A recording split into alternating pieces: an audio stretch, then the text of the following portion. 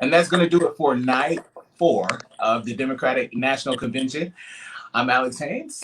And I'm Tiffany Linnell. Welcome to Showdown 2020, where we've been unpacking what's been going on at the Democratic National Convention all week.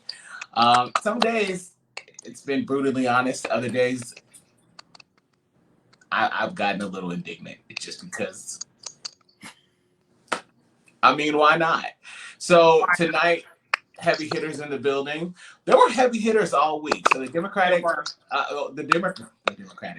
Democrats have had some really, really solid messaging. And no, there's no doubt in my mind that there's been some conversations. And I'm going to ask your thoughts on this, Tiff, because I know that there have been some underground conversations going on. I think this party has gotten together. The leaders in the party, the emerging leaders in the party have gotten together, and they've said to each other, oh, we can be left, we can be centrist, we can be conservative, we are Democrats, and we need to get on the same page, or we are going to be, I'm going to say my profanity for the later in the show. But we're really going to be up a creek. And so right.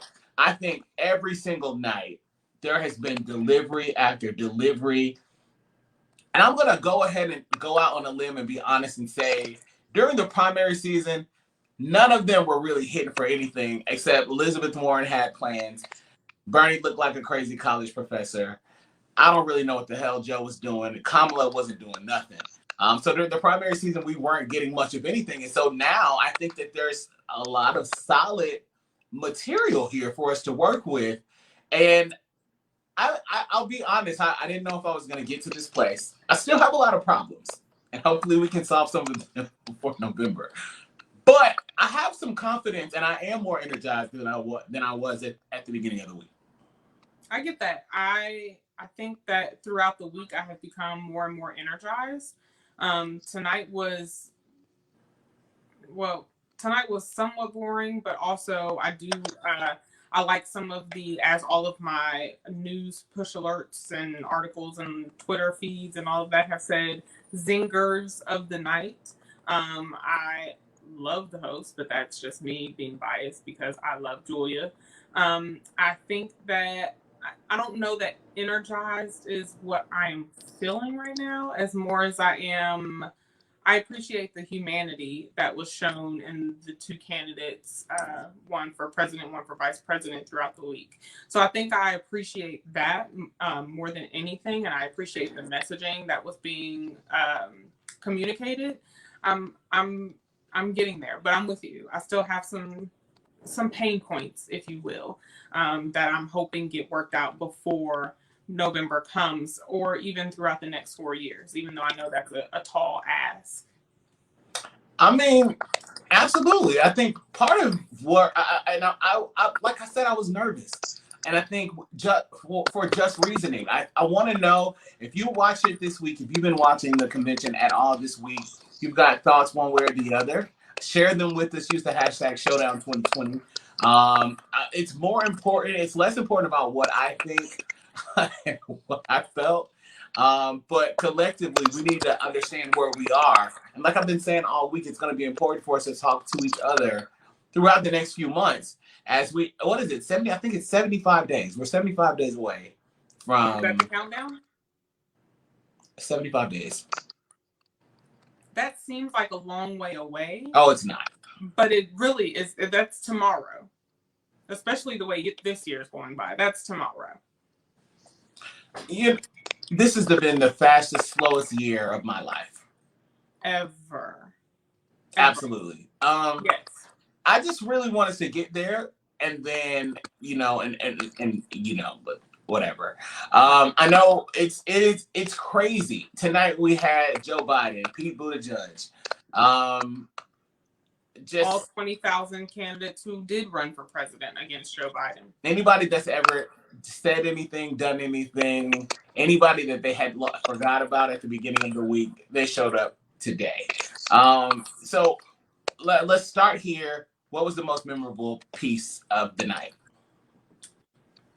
I'm biased because Atlanta, forever I love Atlanta. So the John Lewis tribute for sure with, I think, us, and I know this shouldn't be my highlights, but the John Lewis tribute, and then the Beau Biden, all of the kind of dedications and the inserts of his son, who's no longer with us, throughout the evening. Not just, oh, here's a tribute to Beau, but there were just highlights and inserts of his life and his words that I thought were really beautifully inserted into the program for the evening.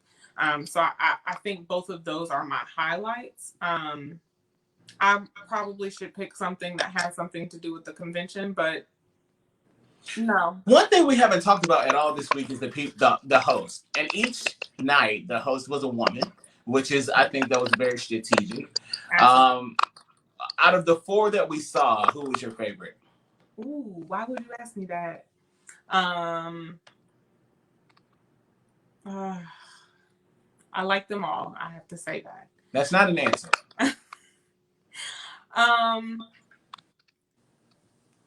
I love Julia Dreyfus. Love. She's probably my favorite. I love Julia. I love Kerry Washington, and she had on a bad suit yesterday. And look, you're not going to do this. You're not about to go through all 4 of them and tell me what you love. I'm not. Kerry Washington would be my second top. Because I feel like she brought in her scandal, Olivia Popeness, to her hosting. So it's between Kerry and Julia. Okay. Did you have a favorite? I didn't. And there's nothing wrong with that. I think that I like them all equally, but I can't say that I had a favorite. I wasn't gushing. I thought Tracee Ellis Ross did a good job. I think Kerry Washington did a good job. I think the jokes tonight were some of the jokes that we needed, because no one has come for Donald Trump like I want them to come for them. Like no one. Like none of the threats to Donald Trump, none of y'all. Like she said she was a nasty woman, but I need y'all to get nasty. If you're gonna talk about Donald Trump, because he's a nasty man, okay, a nasty fat slob. But he's the president of the United States, and so. What? I can't call him a nasty fat slob when he says he doesn't want people here from shithole countries. It came so naturally. I just wasn't expecting it, and I don't know why. I had more. I stopped myself at slob. I am aware. All I'm saying is, I think that she get. A lot of people. She even came from Mike Pence. And Mike Pence thinks that he is above reproach. I really think in the way that Mike Pence delivers what he says, Mike Pence is a trained bullshitter, okay? No other way to say that. I really was searching for another word right there, and just bullshit came right out, because when Mike Pence talks, it's just like he's talking and he's telling you it's great to be American. I'm really inspired, and Donald Trump is doing wonderful things for the country. Like, you are just lying. He's just a liar. And so Julia, she really was on one. The translation, I don't think a lot of people knew what she was actually calling him. It was actually pretty inappropriate, but we won't go there. She renamed him. I'm not going to say, because I saw the translation, and basically it's also an Australian word for I'm not getting in trouble tonight, so I'm just not going to say what it was. But you should Google what she translated his name into. Very interesting, very witty. Some of the jokes fell flat, but that's okay. Old white humor. What do you do? You're going to do this tonight. It's the last night. Oh, we are. And so I think the host did a good job. I think I was really touched by the John Lewis tribute. I also found myself really connecting to the stories. And I think there were just a lot of stories told tonight. And I think that they were really pulling on heartstrings for people. They had to have like an amazing strategist, because I think there were just a lot of things that were delivered. I think they focused. I was really going to drag them on the production, because they were using these are the days of the internet, and they chose to use the satellite. But there's been so much critique from the right about them having pre-recorded sessions. I think that the delays were intentional. Like, for somebody that works in media, you're very cringing with the awkward pauses and the delays, but I think they did that intentionally so that there would not be additional critique from the right that that they had pre-recorded everything. So I'm happy that we got through these 4 days. I'm really excited to see the debates. But I must say, last night on this same show, I was very, very triggered as I had an epiphany live. I'm afraid to go back and watch and look at what happened when I had an epiphany and decide. And I realized that no one has really said anything about policy all week. There's been a lot of discussion and buzzwords, euphemisms, all types of, we've talked about the country and how great this country is. And I also want to say, it's like all of these people got saved. They all went to an altar call last week because everybody had a God conscience this week. They all wanted to talk about holy, holy, holy. We got through it with prayer. God is with us. And I do understand that the Republicans have said that these are godless baby killers. So that's literally how they brand Democrats. There's no reason to hold bars because they don't. So I am painfully, as much as I don't, my excitement level of covering any of this is not very high. But covering the RNC next week is probably going to be one of the highlights of my year because I want to know really. You think so? No, absolutely, because I want to know what a party of no diversity. How do you compete with all of the shades of the world? How do you do that? Right. Like, if you don't, they drag everything that's quote unquote mainstream, even if it leans center, like they find an issue with everybody from the chicks. And by the way, the chicks, No Dixie did a really good job tonight. Although that is, and people are like, you cannot talk about the country. What if you the Star Spangled Banner is a horrible song. I don't care that it's the national anthem. It's a horrible song. The third stanza is about slavery. And I don't have to like it, And so I know people hear it and they get sentimental. They want to cry. I don't. I just really, but they sounded good. I think that's really important. But I need to finish this point about the right because they have picked apart everything. What do they have left? What do they have, literally what? And I think what fell flat is because if you've been watching the Republican coverage, which I have been watching all week, they said they've been calling him, I told you on Monday, Sleepy Joe. He's been hiding in the bunker. He doesn't have his faculties. He's not able to orate. He's an old grandpa that needs a nap and his binky and hot chocolate and his belly rub. And they literally say these things about him. And he came out tonight and he delivered a 25-minute speech. Live. He didn't stutter. He's not going to lose his place. He didn't throw out racist epithets. He's not, he really was coherent. And he told you and showed you that he's equipped and able and apt to lead this country. Every single day for the last almost 4 years, we've had a second grader get up in front of a podium and spit things that have literally third grader, according to a former White House official that was on the news this week. I'd say second grader because I don't want to insult third grade teachers like that. Heard. I think by third grade, you can spell and you can read. And you can sound out big words. Okay, fair enough. That's where I am. That's my analysis. I think it's time to bring in our correspondents that are joining us tonight.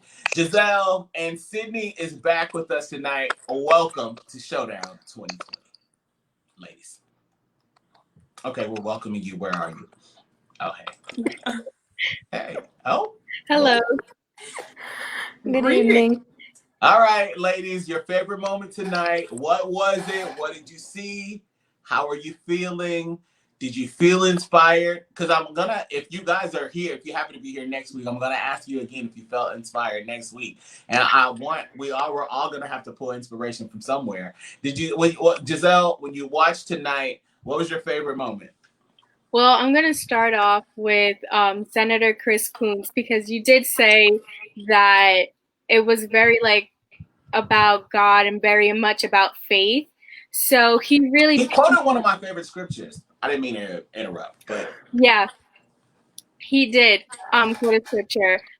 His overall message was more on the religious side, and he really emphasized Joe Biden's faith. He went and said, for Joe, faith isn't a prop, and he is a man of faith and conscience. And Joe knows the power of prayer, and I've seen him in his moments of joy and triumph, of loss and despair, turn to God for strength.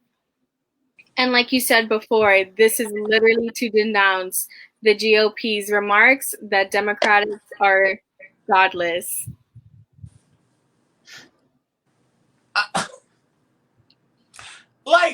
First of all, the gall of anybody to say that a whole group of people is godless in this supposed nation under God. First of all, I think it's just rude and disrespectful. Let's be honest. But he did quote Micah 6:8, which has been one of my favorite scriptures, probably, I think, since I was 17. Someone almost took it away from me because it was a really, never mind. Let's stay on topic tonight. But the thing is, I think it talks about walking humbly and justly. And I think that humility is something that the American people need to see. I think we're in the place right now that we want our leaders to be humble, because everybody has been trash. So you need to own that. They need to own that. And if we're going to jump into this, we need the honesty. Sydney, who are you looking at tonight? Who shocked you? Who did it for you? I would say the whole entire production kind of wrapped me back in tonight. From the jokes with Julia, from Pete speaking on being LGBT in politics. I think he definitely brought back the conversation that Trump had put policies in place to hold people back within the military. He's always been a tyrant, as well as Julia bringing punches back to what we've been enduring within the 4 years, as well as the John Lewis tribute. And we never get tired of hearing Glory with John Legend and Common. I think a lot of people will say that's a beautiful song. But the biggest thing was Keisha when she spoke on everyday people being a part of the movement. Everything that's happening in these days have been groundwork. So I definitely think that was a big call for a lot of people to just remember that it still starts with us. So that was a monumental part for me. You know what? I had there was a group of people texting me when they played Glory tonight that were over it. They said they were sick of it. It was and I actually needed it at the moment. Yesterday we had Jennifer Hudson, guys. Let's be honest. I didn't need it. Let's just be honest. And the text message said, "Is there no other anthem? Do we have nothing else?" Guys, let's talk about what the anthem was in the civil rights movement. That was a civil rights moment. It was right after the John Lewis tribute. The only other thing that Martin called on, as I'm remembering the movie Selma, he called Mahalia. Would that have been appropriate tonight? I think not. I love Mahalia Jackson. I think it all has its place. We did not need to go there tonight. I think the Glory moment, and I'm going to be honest, I'm a little unhinged tonight, but it's okay. I did wish, and I feel like saying this is okay. I do wish people had been there, because it's one of my favorite things to see white people try to find a beat. And so I just think that it's the most amazing thing, because they're just, and this is an American thing. We know, it's just that. I think that would have been, those moments are what enhance. That's why live things, because especially when America's watching live, I live on Twitter, so we talk about everything. We see everything. The camera just finds the moment, and that's what I was hoping. There's too much perfection. That's the one thing, if I had a gripe about the DNC, everything's too perfect. I want somebody to stumble. I want to see somebody trip. Like there's just a lot of things that I wanted to see. These are my preferences, but whatever. But I think that was great. Was there a speech tonight that moved you? For me in particular, it would be Pete. As I said, he spoke on the LGBT roles within the military. And it's a big thing that kind of got swept under the rug after the trans ban. So I think it was a conversation that needed to be brought back up, especially wondering what the policies will be put in place to undo some of the things that Trump has done. I have a question, and we'll jump right back into the coverage. But what is it with I think America's 244 years old. Okay, or this year did we hit 244? We're 244 years old, which is not old for a country. It's a very young country, but we're very aware. Like we're very aware of the freedoms that we profess. What's the issue? Like why are there Americans intent on taking freedoms away from Americans? History. It's like this what we've been. Like what are my question is, what are we holding on to? Because we're educated enough to know that the country stands for freedom. We profess freedom. We tell the world. We get involved in everybody's business when they're not allowing their people to roam freely. Mm-hmm. Literally everyone's business except our own. We seem to be able to, well, that depends on which side of the fence we're on day to day. We seem to be able to get into international affairs when it's convenient for us, not get into international affairs and exit out of certain treaties and protections when it's really not convenient for anyone. But we cannot seem to really face some of the issues that are here in this country that have been here for generations. Those experiencing homelessness, food inequities, disparities in different economic communities, brown and Black people still being incarcerated at ridiculous rates. And Black people still being attacked by the police. That Gwinnett County, Georgia. That part. The criminalization of youth, the criminalization of mental illness. There are many issues right here at home. The fact that, once again, we are 27th in education in the world. That is a problem. I'm going to keep repeating that until that number changes. I'm so glad that you brought that up, though. Because the question that I asked you yesterday, do you now feel that we've gotten through all 4 days? Sydney, you know this one was coming. Do you now feel confident that some of the things that we need tackled are going to get done? When? Do you have that confidence based on what you saw this week that the Democrats are going to come in and right some of these wrongs? Over the next 4 years? No. No, I don't. And that, one, they can't. There is so much damage that has been done in this country, so much blood, sweat, and tears of those who don't look like the forefathers of this country, that it's going to take much more than 4 years of maybe some progressive and liberal Democrats to try and resolve all of the issues that we have. I think that Joe Biden was right on the money when he said we are in the middle of 4 crises that we are kind of facing a reckoning in this country. And so I think that while the Democrats may have some good policies, they may have some good ideas, they may have some good plans, it's going to take much more. First of all, the next 4 years, we're going to have to fix all of the BS that 45 has done for his 4 years. And so once we rectify that and deal with the 4 reckonings that Joe Biden mentioned, it's going to take a lot of time and a lot of people and a lot of unity and cooperation from both parties and from all people in this country to try and rectify some of these issues. So no, I don't think that it will happen. Do you think part of the strategy was not to really focus on the specific changes, but to instill confidence in people that these people could actually do it? I don't have that confidence.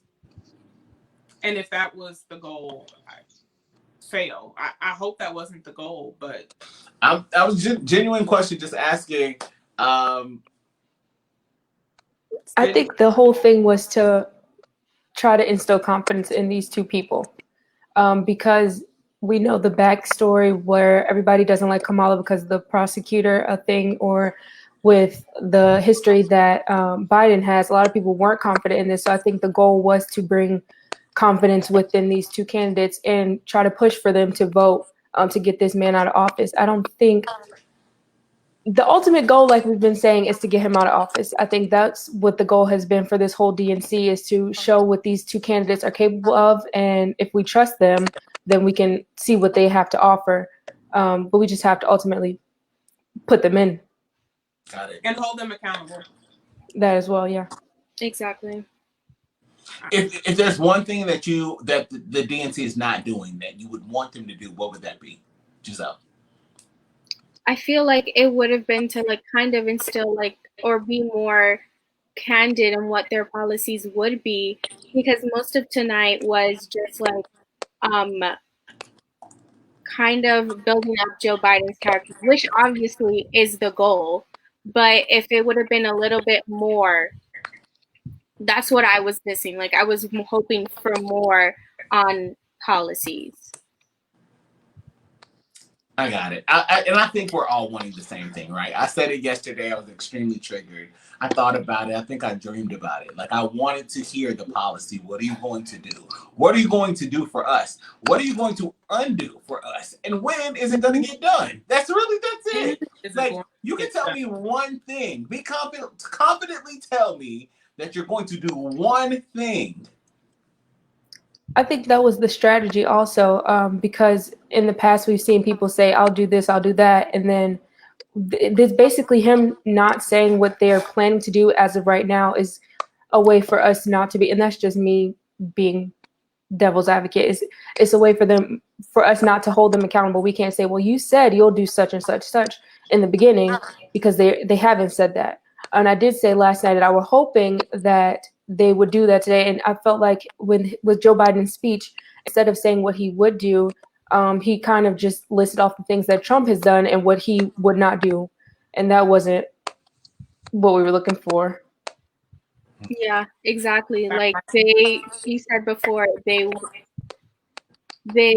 don't want us to go back and say, well, you said this, you said you were going to do this. Instead, they were saying Trump said X, Y, and Z, and he has not done it. Joe Biden did it, and Mike Bloomberg did it during their speeches. Speaking of speeches, I believe that there were a couple that you both kind of honed in on. Out of, well, I guess who were you kind of looking for tonight? And what did you get from their speeches in particular, on top of everyone else's? We'll go with Sydney. For me, I was actually more interested in Keisha Miss Keisha Lance Bottoms speaking on her actual bout with COVID. She did speak on that briefly, but I wanted her to go into depth with her battle with Georgia's governor, and how she has been going back and forth with that, and Trump has not had any kind of just threw me off. And I think I agree with you, because I think what people knew is, like, during the pandemic and the outrage in Atlanta, and this is all right. Here we go again. This is where I am. All of these things happened. There was outrage and people throwing chairs and items through the CNN Center and turning Atlanta upside down with police unrest. You got up here and smiled at us and told us that my husband, the symptoms are lingering a little bit, and thank you. I'm so happy to be here. What? I did not. I was like, your city was on fire. And it's on fire. I think she was being sued also. This is what I feel like we're missing, and why Democrats routinely miss the moment. Because next week, the Republicans are going to be stoking fear into Americans. Your cities are on fire right now. When Joe Biden gets in office, he's going to be sleeping, so they're going to remain on fire. And they're going to spin it to the point that the fires are actually happening under the presidency of Donald Trump. Like, that's where the fires are. The opportunity was great. I understand the messaging. Totally get it. But where we missed the mark is that my city was on fire because of police brutality. Okay, we are protesting police brutality in this country, in the metro area that she's the mayor. It happened again 2 days ago. 2 days ago, there was a police officer that assaulted a woman at her house. Regardless of the reasoning, if he felt that she had committed a crime, whatever it is, I'm not gonna litigate it right now, but Keisha damn sure should have said something while she was live in Atlanta right now. It's still happening. It's literally still happening right now.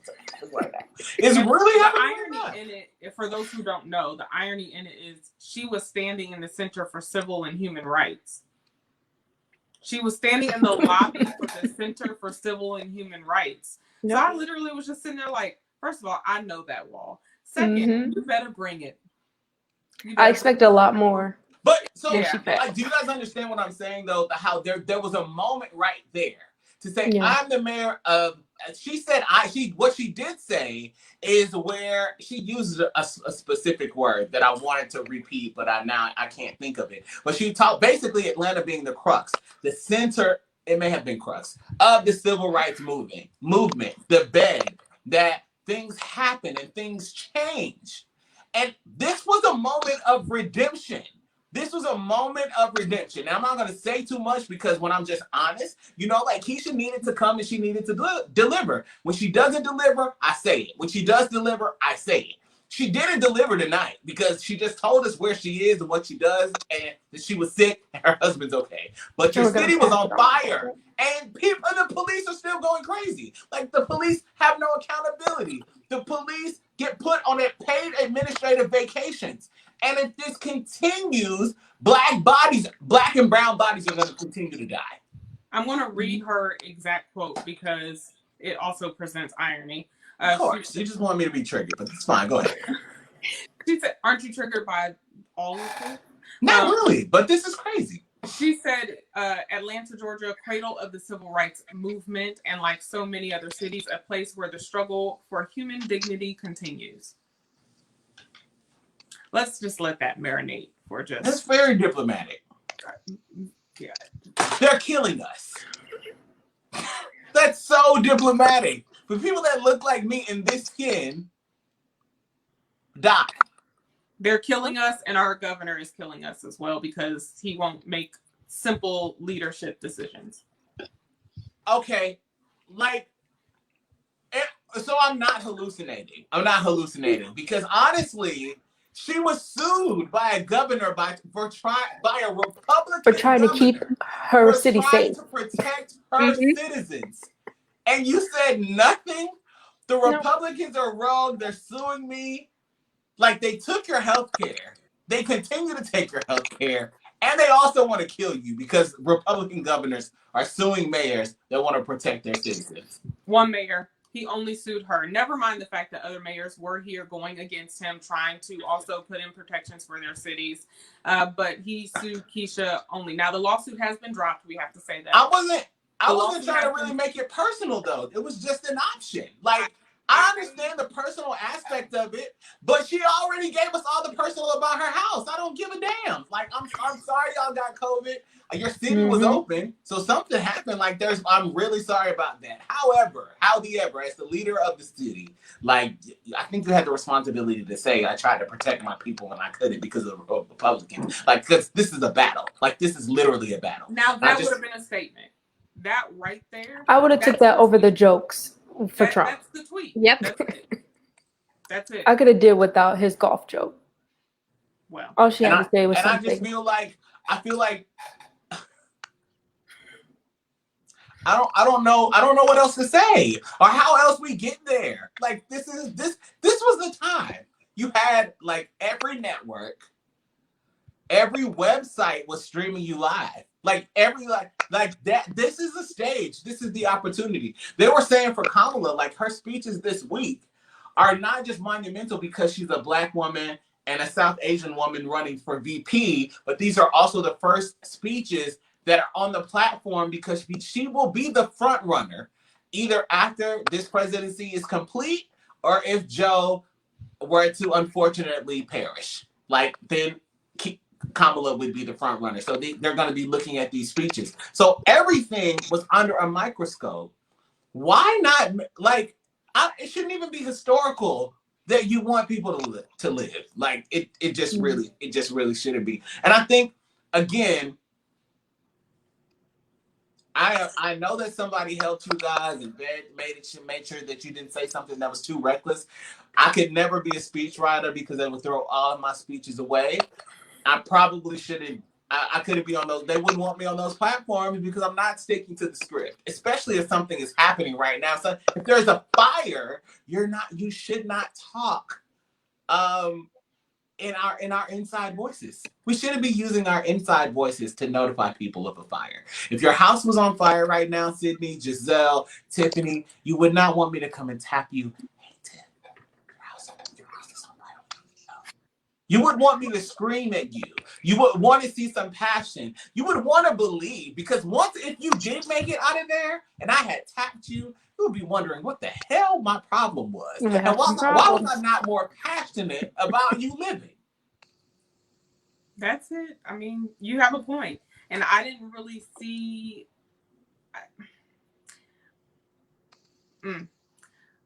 I needed some more of exactly what you just said. Where is the urgency of... I mean, I kind of heard it with words. The urgency to vote is there. Yes. But I think you would motivate so many more people. You would motivate the masses if you made it clear.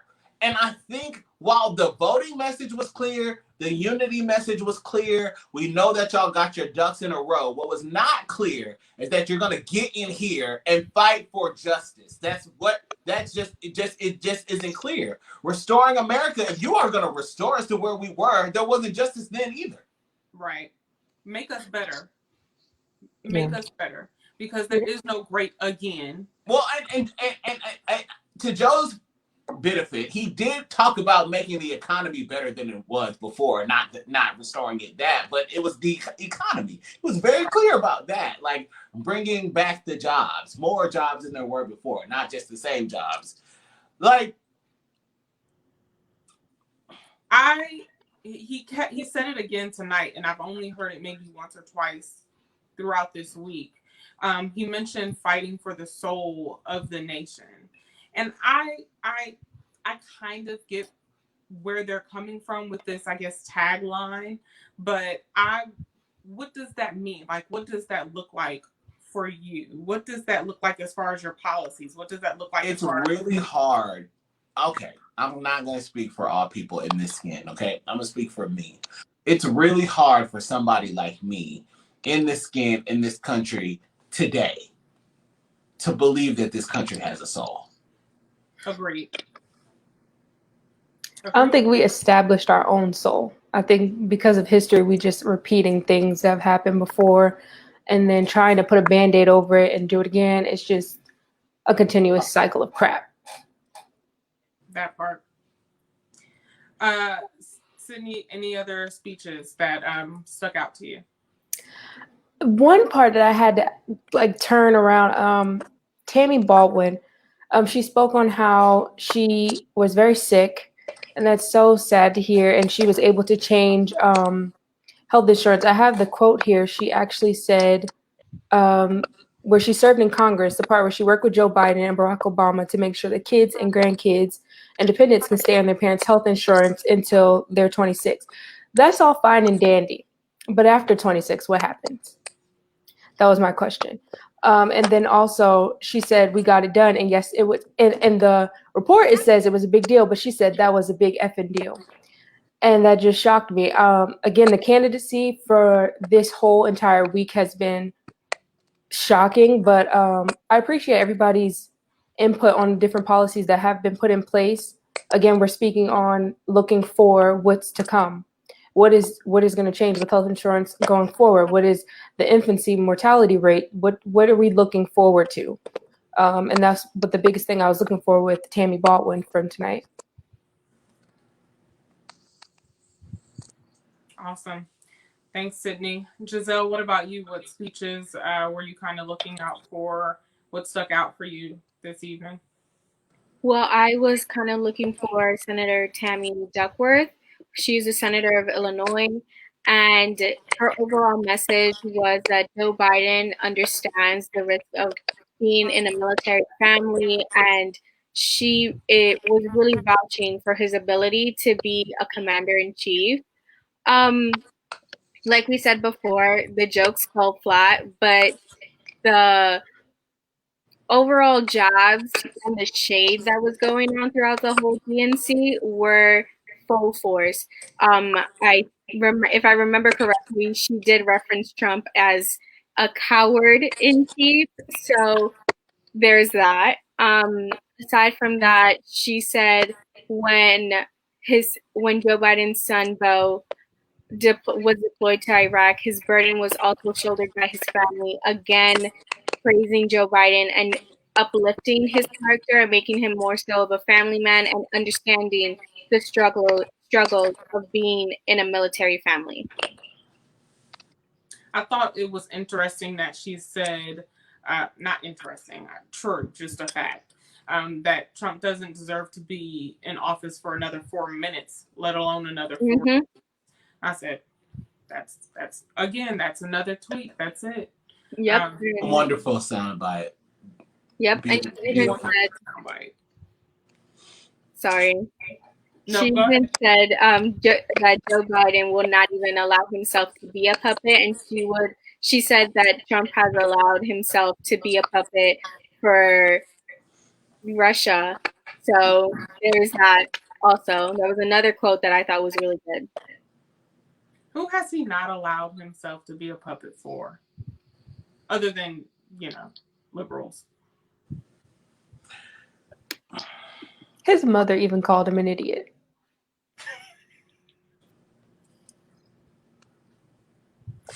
Mom knows best.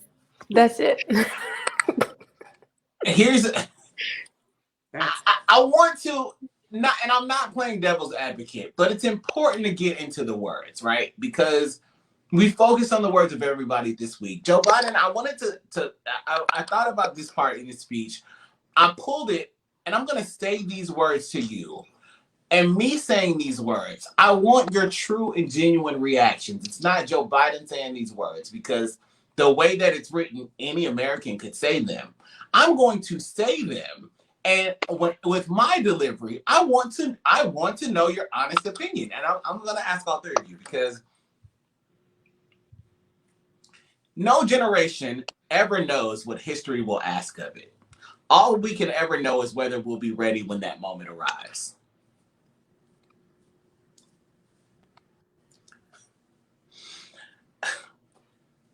And now history has delivered us to one of the most difficult moments America has faced. 4 historic crises, all at the same time, a perfect storm.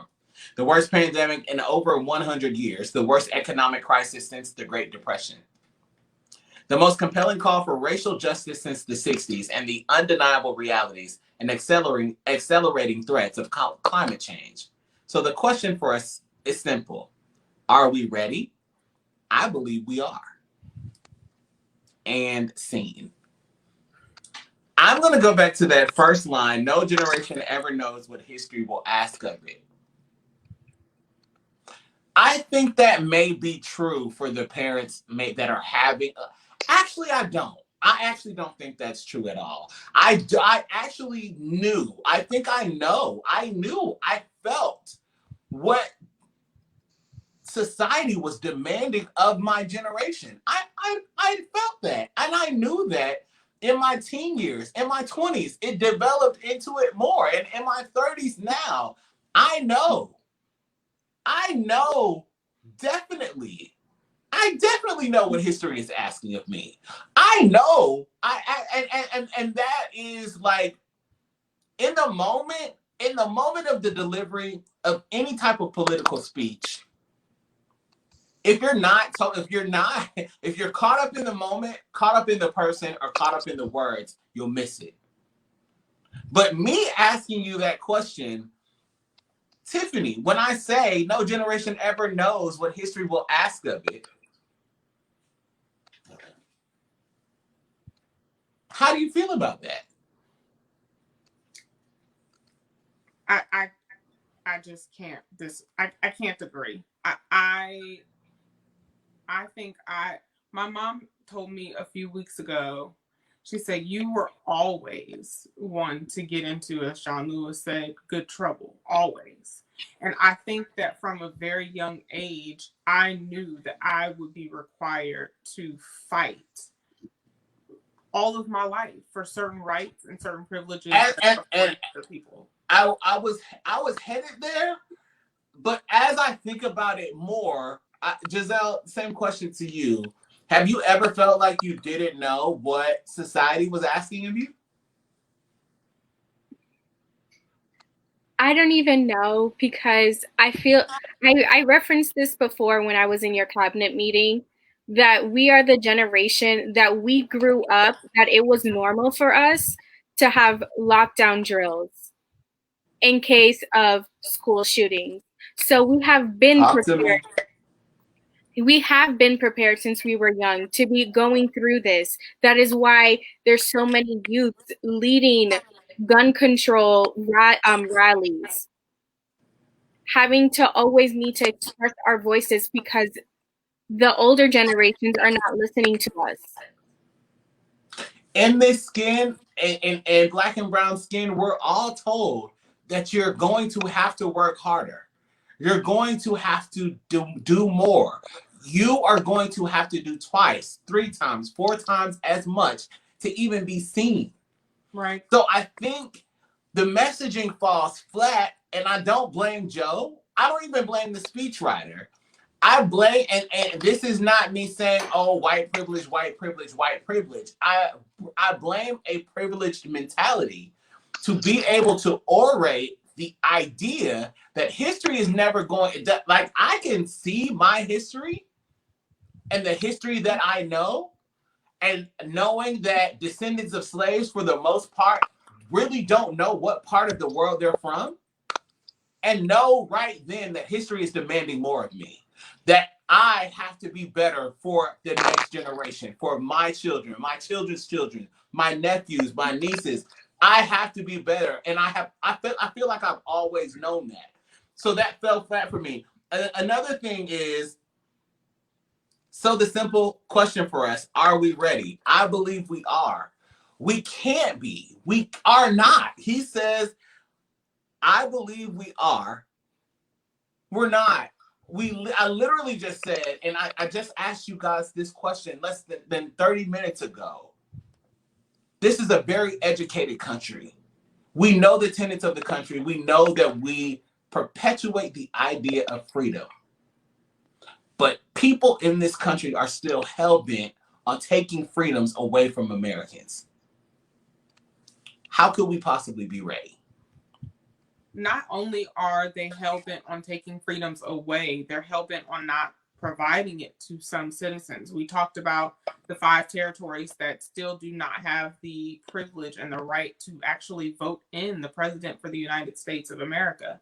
So I think that we have to take a really hard look, and not just privileges or rights or anything else that are being stripped away from everyday Americans that are on this particular territory of North America, but other territories as well, and other individuals as well that are never even provided the rights of Americans.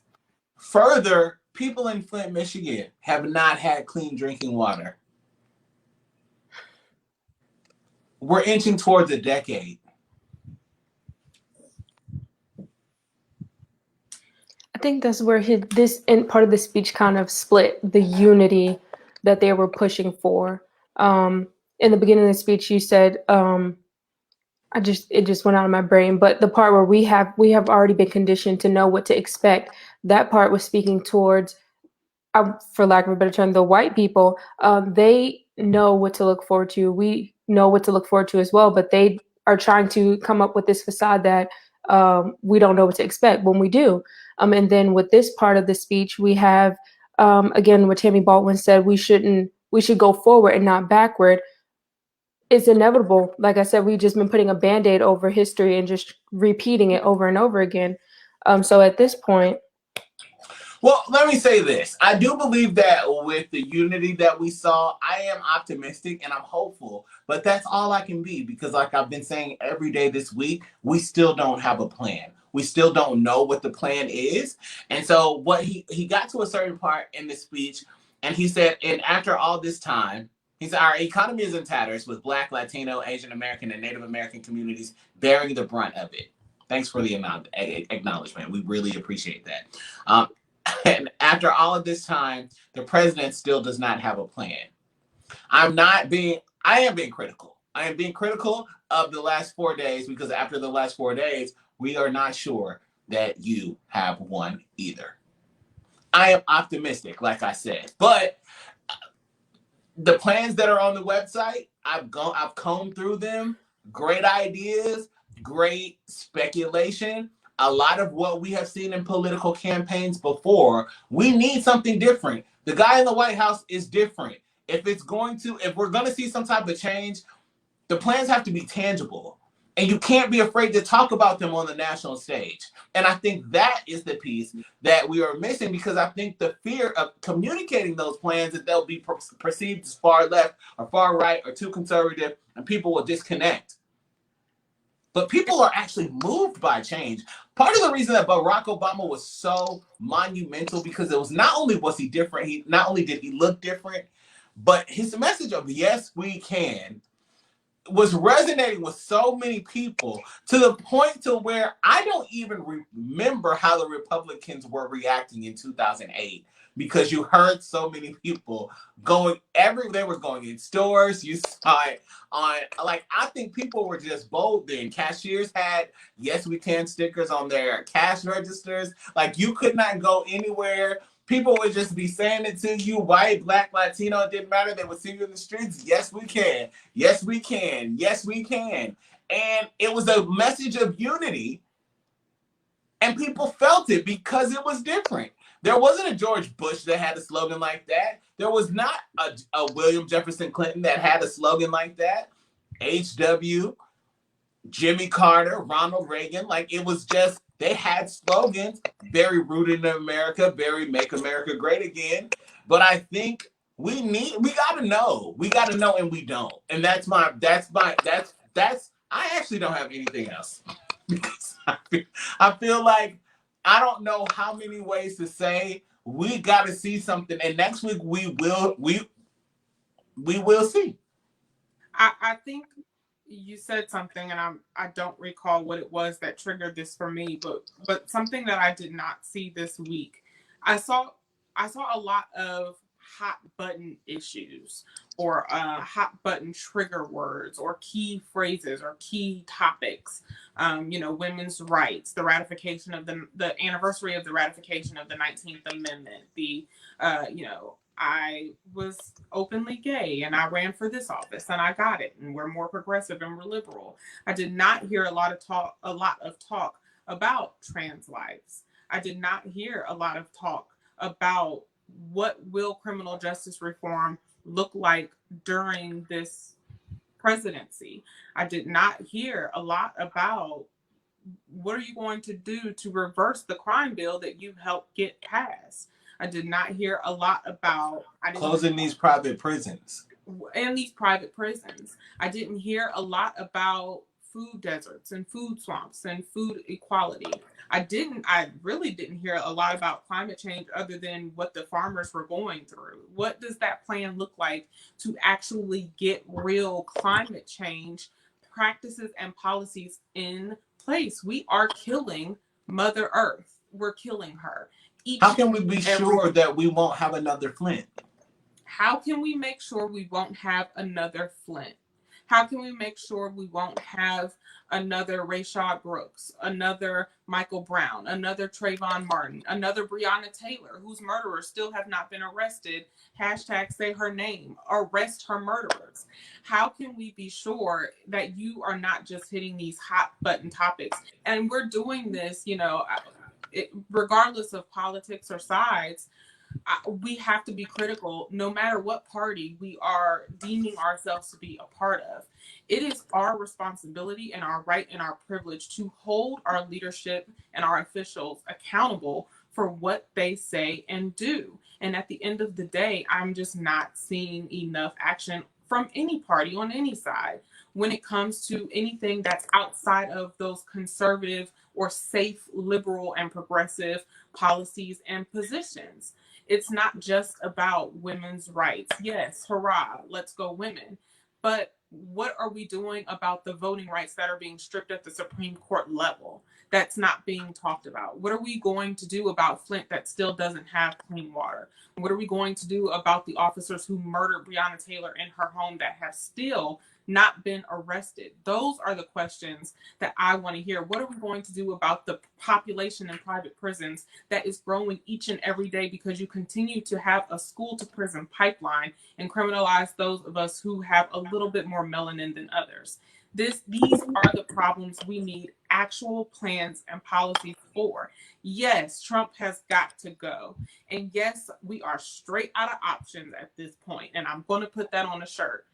But at the end of the day, I, as an American citizen, born here, but brought here by way of my ancestors who bled, fought, and died on this land, I need to know what I am going to do to feel safe to bring a child into this world, to make sure that my body will not be objectified and I won't die trying to bring that child into this world. And that once I bring that child into this world, what will be in place to make sure that his or her Black or brown body, gay or straight, trans or cisgender person will do to be safe in this country. And I don't hear that from anyone.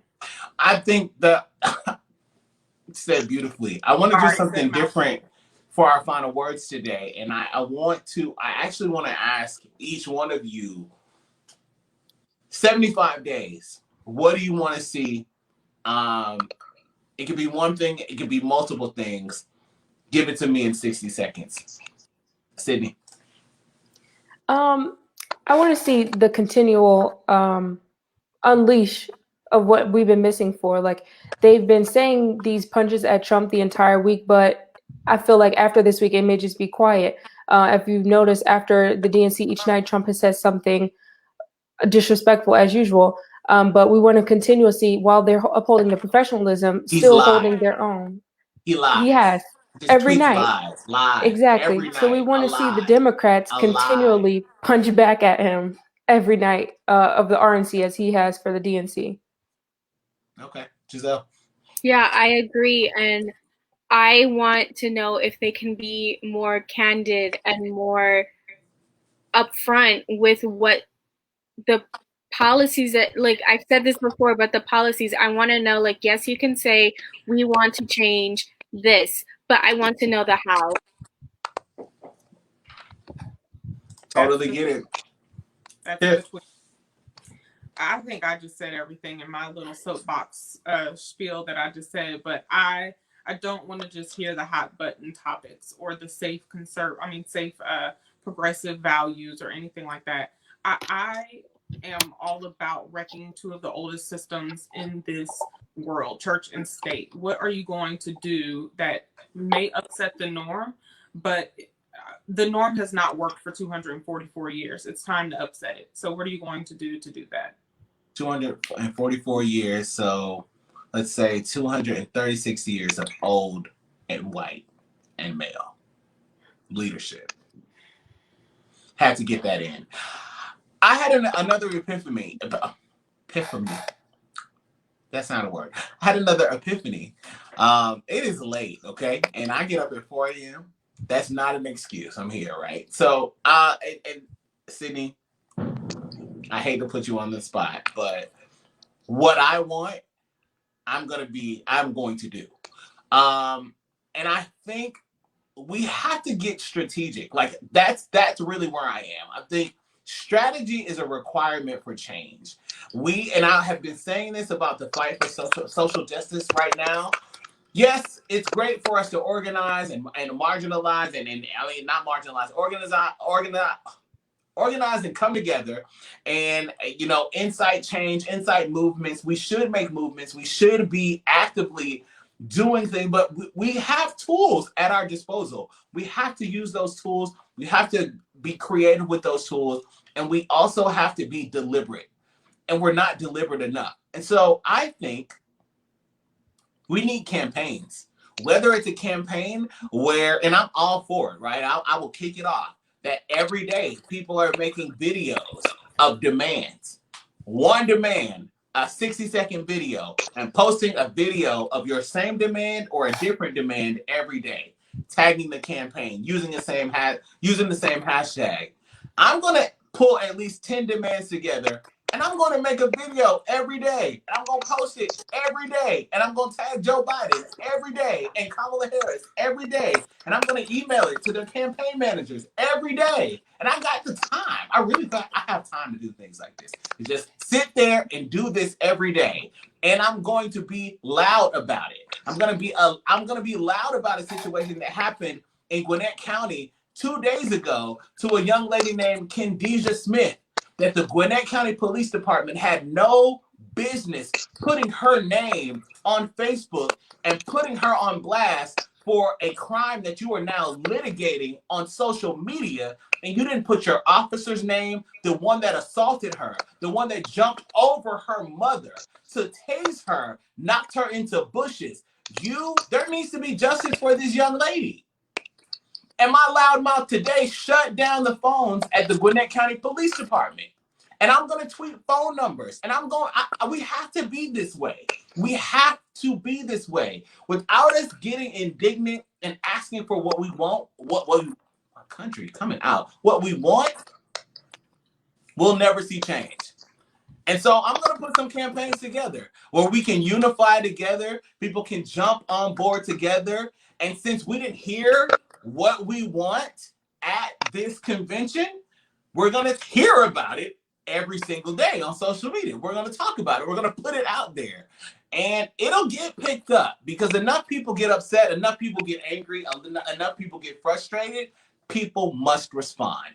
This is our government. This is our country. And as long as I'm here, and I can say that because my days aren't numbered, as far as I know. As long as I'm here, we got to fight. We don't have any other choice. We don't have any other choice. The people that we've elected, they're doing all that they're going to do. And I think we saw that on display this week. That's all we got. And that's it. We're back next week with more election coverage, and we're covering the Republican National Convention that will be live from North Carolina. They will actually be there physically, most likely not wearing any masks.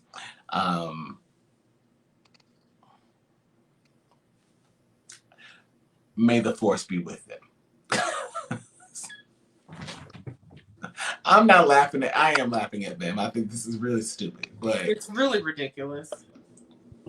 It's really ridiculous. It is what it is. Giselle, Sydney, thank you for joining us tonight. As always, Showdown 2020. We'll be back next week. It's gonna be hot in here.